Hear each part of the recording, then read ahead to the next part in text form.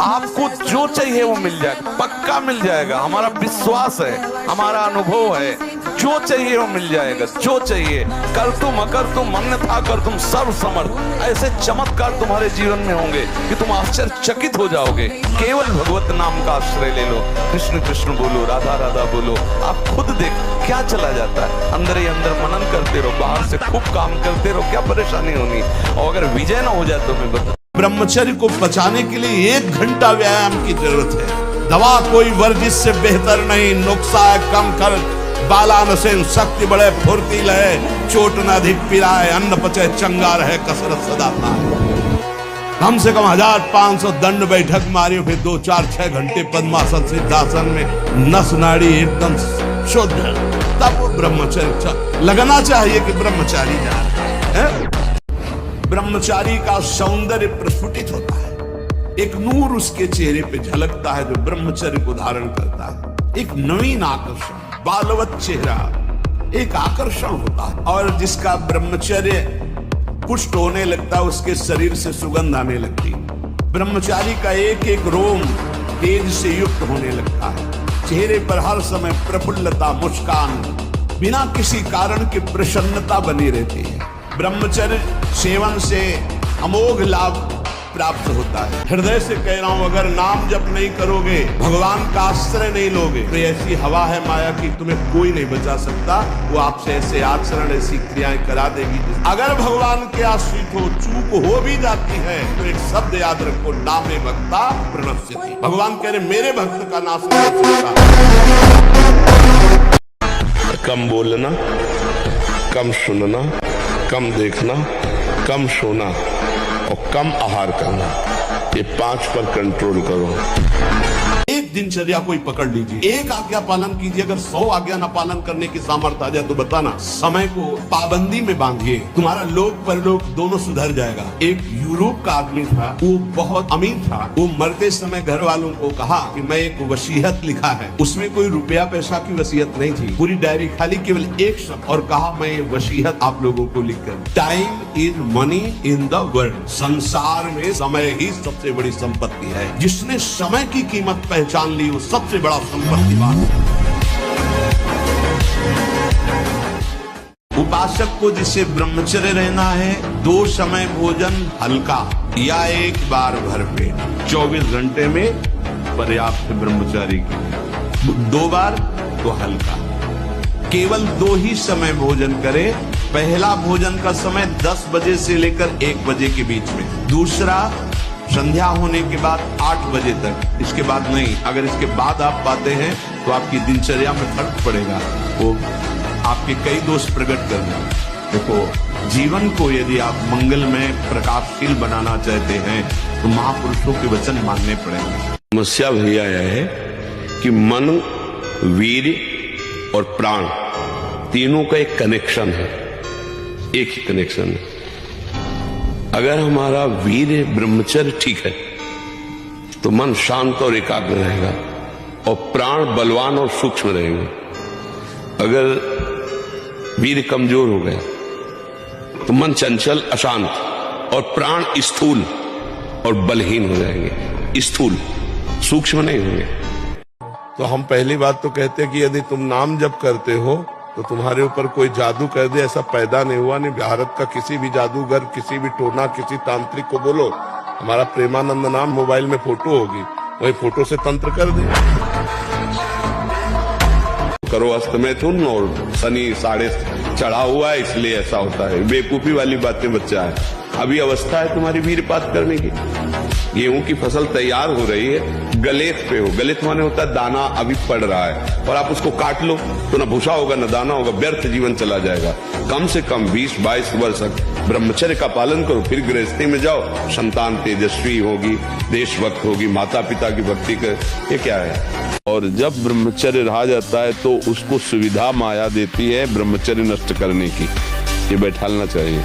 जैसे आप नियम लिए कि मैं आजीवन ब्रह्मचारी रहूंगा, तो आपको पक्की सुविधा एक समय आएगी कि आप आराम से भोग लीजिए, कोई नेगेटिव नहीं, कोई नकारात्मक सोच भी नहीं आएगी।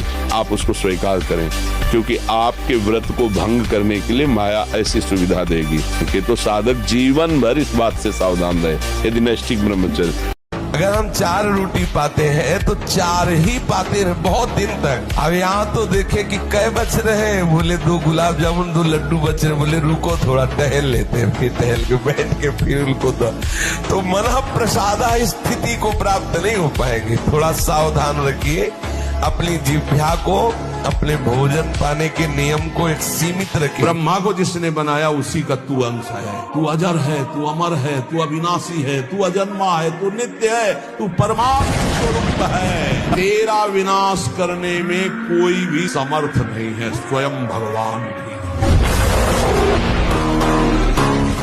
साबुन न लगावे, उपटन न लगावे, शरीर में तेल न लगावे, आंखों में कभी सुरमा न लगावे, कटिंग सेटिंग नहीं, 2 ही हैं, या पूरा मुंडन और या पूरे बाल रखना।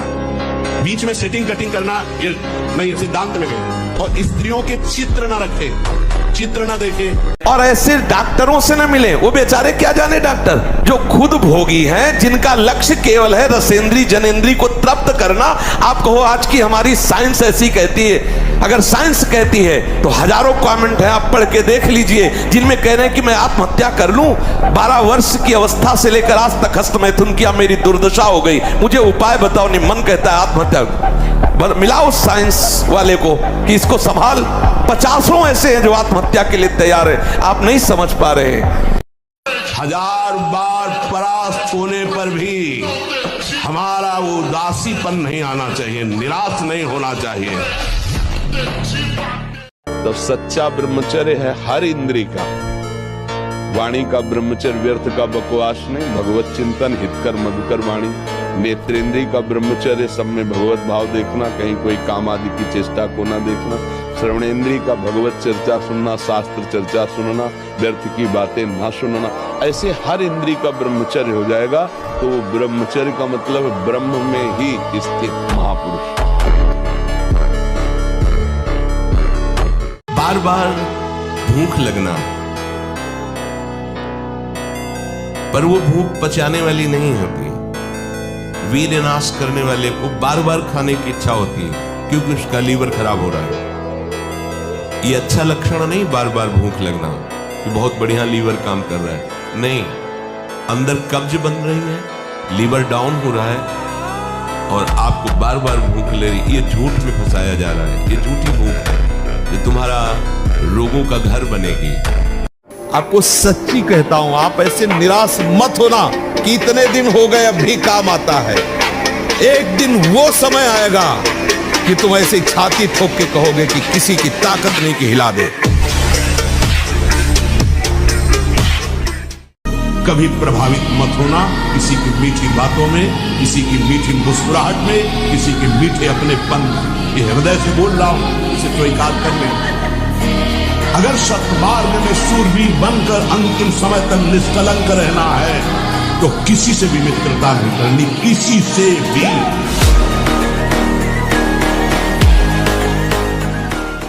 गुरुकुलों में इसीलिए बच्चों को रखा जाता था, चाहे राजा के हो चाहे प्रजा के हो। ब्रह्म ऋषियों के शासन में 20-25 वर्ष तक ब्रह्मचारी रहे। कुछ समय तक गृहस्थ में रहने के बाद स्वतः पूर्वाभ्यास ब्रह्मचर्य का उनका जागृत हो जाता और वो 4थी अवस्था तक भगवत साक्षात्कार कर ही लेते।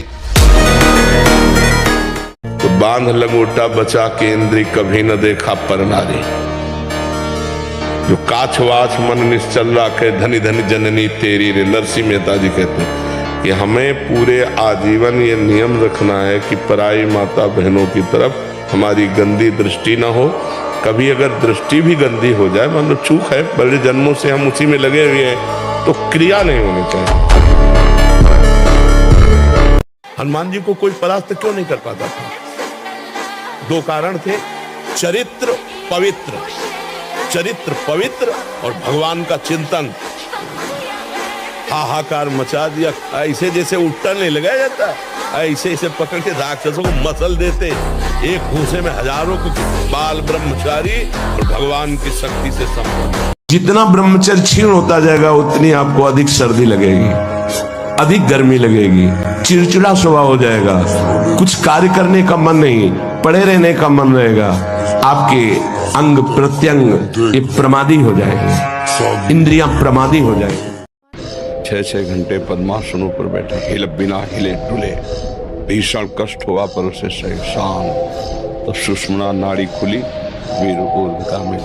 प्राणायाम के द्वारा प्राणों का संयम, शरीर को व्यायाम के द्वारा स्वस्थ, आसनों के द्वारा वश में कर लेना, आहार के द्वारा पवित्र बुद्धि करना, इंद्रिय भोगों का दृश्य श्रवण संभोग इनसे दूर रहना, इंद्रिया पवित्र, तब जाके वीर ऊर्ध्वगामी होता, उसे कहते हैं अखंड ब्रह्मचारी। यदि थोड़ा भी प्रभु का रस मिल जाए तो समीप सुंदरी से सुंदरी शरीरधारी स्त्री हो, आपका मन नहीं चलेगा, क्योंकि मन जो भोगता है वो तो प्रभु के चरणों में लग गया, अब कैसे फिसले। तो इसलिए चाहे गृहस्थ हो चाहे विरक्त हो, चिंतन, खान पान, संग, दृश्य, इन सबको संभाला जाए तो सम्यक रूप से ब्रह्मचर्य रहा जा सकता है। कोई गर्व न करे महीना 2 महीना ब्रह्मचर्य रह के कि मैं काम विजयी हो गया। भगवान शंकर की समाधि भंग कर सकता है, तुम तो जीव हो, वो शिव है, वो शिव है, उनकी समाधि भंग कर सकता है, तुम तो जीव हो। हमका विश्व का कोई भी कहीं भी कितना भी बड़ा देवता हो, अगर भगवान नाम जापक है तो उसे ये घोड़े ओड़े की नाल पहनने की जरूरत नहीं है। और हम कहते हैं कि आप जाओ और शनि की आराधना करो और उसका फल मांगो कि प्रेमानंद के बाल को उखाड़ दीजिए, ये हम लाडली के बल से कह रहे हैं। दोस्तों, तो क्या सोच रहे हो? आप भी मेरे साथ अपने इस ब्रह्मचर्य जर्नी को स्टार्ट कीजिए। अगर आप इस वीडियो में प्रेमानंद जी महाराज के द्वारा बताए गए सभी नियमों का शिद्दत से पालन करोगे तो मैं दावे के साथ कह सकता हूं कि आपके जीवन में बदलाव अवश्य आएगा। और हाँ, अगर आप पहले से ब्रह्मचर्य का पालन करते हैं तो आपको ब्रह्मचर्य में जो भी समस्या हो आप मुझसे पूछ सकते हैं। और हाँ यार, वीडियो अच्छा लगा हो तो अपना सपोर्ट जरूर दिखाना ताकि मैं और वीडियो बना सकूं। राधे राधे।